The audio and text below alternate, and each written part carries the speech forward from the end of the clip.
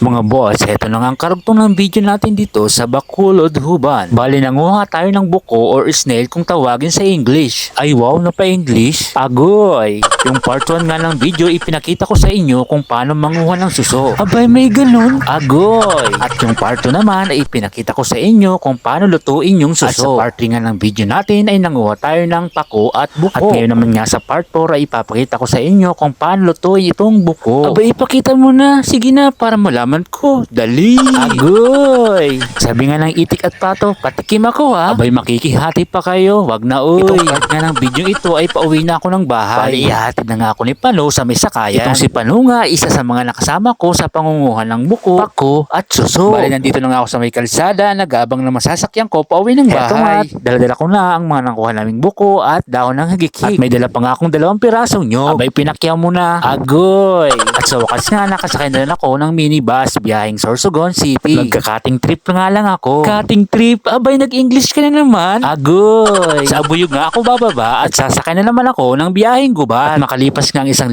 taon, ayan dito na ako sa bahay. Ano? May ganon? Agoy! Makalipas nga ang ilang minutong pagpapahinga, inasikaso ko na ang mga gagamitin kong sangkap sa pagluluto. Ito na nga yung nyog na napulot namin dun sa may ilog. Bili ako na nga ito sa gitna. Uy! Bakit sa gitna? Yan tuloy, nagtubig. Agoy! Abay, tatakasan pa ako nitong isa. Ito nga at hugasan ko na ito ng ilang beses para maalis na yung mga dumi na kumakapit dito sa shell nila. Uy, shell! Nag-English ka na naman. Agoy! Pagkatapos kong hugasan ay papakuluan na natin ito. Ay hala, gumagalaw-galaw pa sila. Ganito nga itsura nila, parang lintalang. At kung kumulo na nga, ay hinalo-halo ko muna ito. At pagkatapos ko ang pakuluan, ay hinugasan ko muna ulit. At nang mahugasan ko na nga, kaya alisin ko na nga yung laman sa mismong shell. Uy, nag-English ka ulit. Agoy! Mga boss, panoorin nyo ko kung paano ko tanggalin yung laman sa shell nila. Uy, shell! English na naman yun. Agoy! Ito nga, natanggal ko na yung laman sa bahay nila. Ang parting maitim pala mga boss ay hindi ito hinahalo. Ito kasi yung nasa parting dulo o yung mga kinain nila. Hindi na nga ito hinahalo sa pagluluto. Ito kasi yung imbaka ng mga kinain nila. Pero kung iisipin nga ay malinis naman ito. Kasi nga dahon nga lang naman yung kinakain nila. Halos inabot nga ako ng 1.5 oras sa paglilinis itong buko. Ito na nga yung itsura pagkatapos kong linisin. Bali, lalabunan ko nga muna ulit ito. Sa paglalabong ko nga nito ay lalagyan ko ng dahon ng tanglad para mabango at kumapit yung lasa sa buko. Ay, pwede pala yun. Maglalagay nga rin ako ng tanglad sa katawan ko para kumapit siya.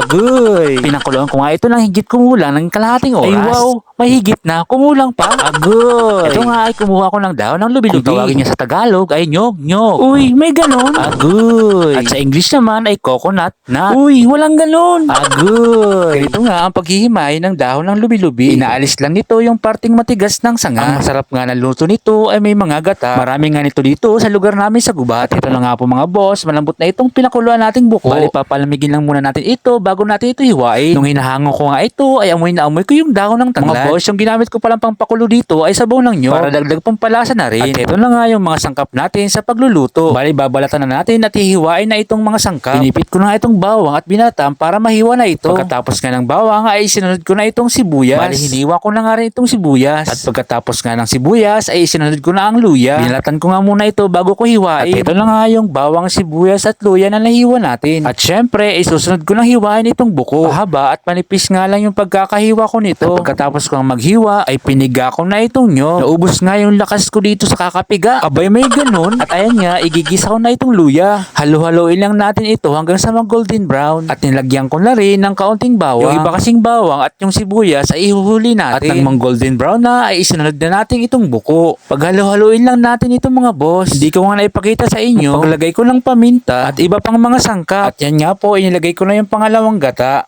At nilagyan ko na nga rin pala ito ng toyo. At naglagay na rin ako ng dahon ng laurel. At nung malapit na nga maluto ay nilagay ko na yung sibuyas at bawang. At isinunod ko na nga rin itong unang gata. Mga boss, pag naglagay pala kayo ng unang gata ay wag nyong tatakpan para hindi mamuo yung gata natin at sarsa natin. Ilagay ko na nga yung lubi-lubi at maglalagay rin ako ng sili. Yung sili ang nilagay ko ay hindi ko dinuro para nga makakain naman yung mga hindi mahilig sa sili. Paghalo-haloin lang natin itong mga boss para makuha natin yung tamang lapot at tamang pagkakaluto ng gata. At nung maluto na nga ay kainan na. Tara mga boss, sabayan nyo akong kumain. Unang subo pa nga lang ay sobrang sarap. Maraming salamat po sa panunood. Huwag kalimutan mag-follow, share, and react.